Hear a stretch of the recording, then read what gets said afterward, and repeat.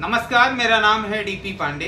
दोस्तों, अगर आपका 100 रुपये चोरी हो जाता है तो आप उसकी एफआईआर रजिस्टर्ड करा सकते हैं, वो पुलिस केस बनता है।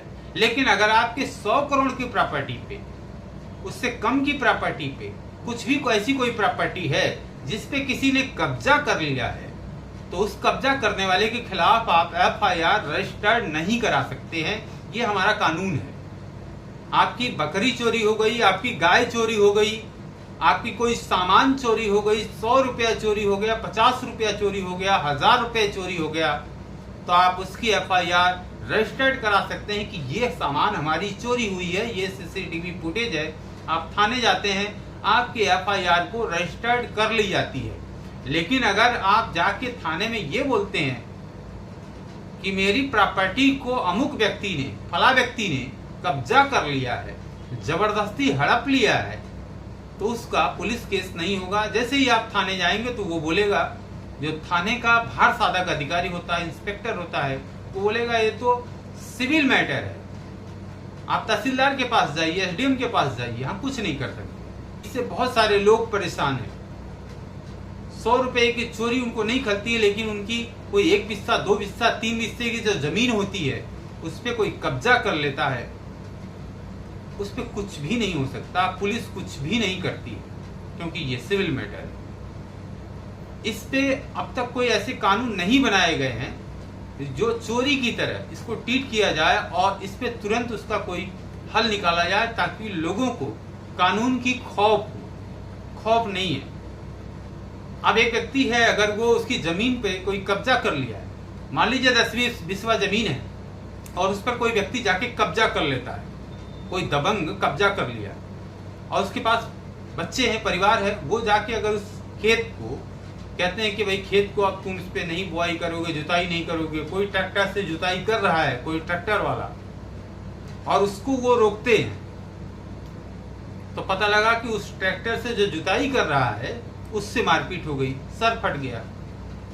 अब जिसने कब्जा किया था जमीन, जो जुतवाई करवा रहा था, वो तो साइड है, सर किसका फटा?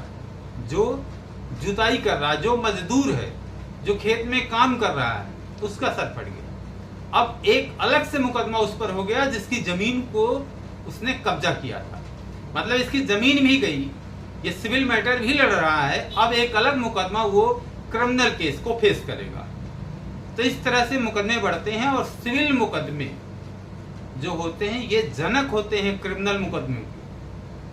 क्रिमिनल मुकदमे जो 80% ऐसे होते हैं जिसमें सिविल के मैटर की वजह से क्रिमिनल मैटर आते हैं, और ये आंकड़ा है कि लगभग 10 से 12 लाख ऐसे केसेस आते हैं जिसमें लोगों के हाथ पांव सर टूटते फूटते हैं।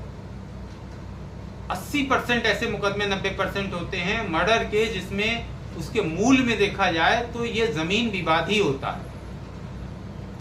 अब जमीन विवाद हो गया, अब बताते हैं कि साहब हमारी जमीन को तो उसने कब्जा कर लिया है, हड़प लिया है, तो ये खेल शुरू होता है तहसीलदार के स्तर से। तहसीलदार के पास जाएगा व्यक्ति, वहां से नहीं होगा तो अपील होगा, एसडीएम के पास जाएगा, एसडीएम से नहीं होगा, डीएम के पास जाएगा, एडीएम के पास जाएगा, कमिश्नर के पास जाएगा, हाई कोर्ट जाएगा, सुप्रीम कोर्ट जाएगा।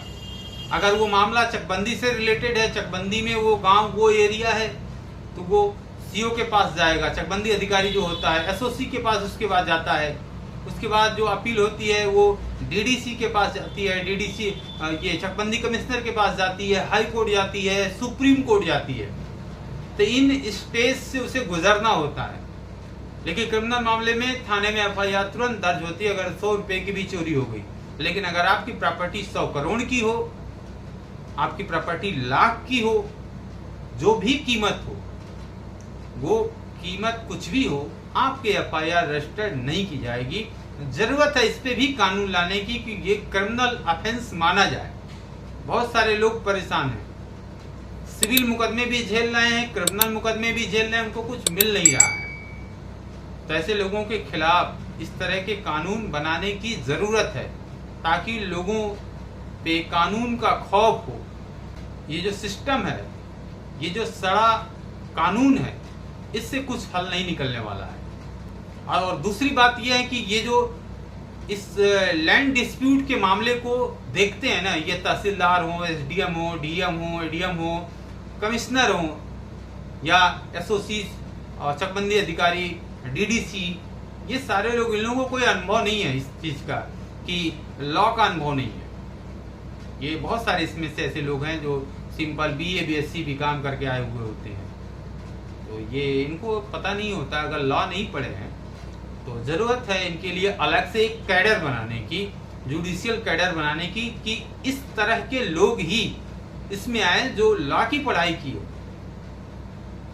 और इसीलिए इन मामलों में इतनी देरी होती है, न्याय नहीं मिलता है, और न्याय नहीं मिलता है तो चीजें बदलती हैं, कानून लोग अपने हाथ में लेते हैं। अगर वीडियो अच्छी लगी हो तो लाइक करिएगा, शेयर करिएगा। इस तरह की और वीडियो को देखना चाहते हैं और अभी तक आपने इस चैनल को सब्सक्राइब नहीं किया है तो प्लीज इस चैनल को सब्सक्राइब करिएगा। बगल में बेल आइकन होगा, उससे भी प्रेस कर दीजिएगा। उससे होगा क्या कि मैं जब भी इस तरह की वीडियो को अपलोड करूंगा तो उसका नोटिफिकेशन आप तक पहुंचता रहेगा। वीडियो को आपने अंत तक देखा, इसके लिए आपको बहुत बहुत धन्यवाद।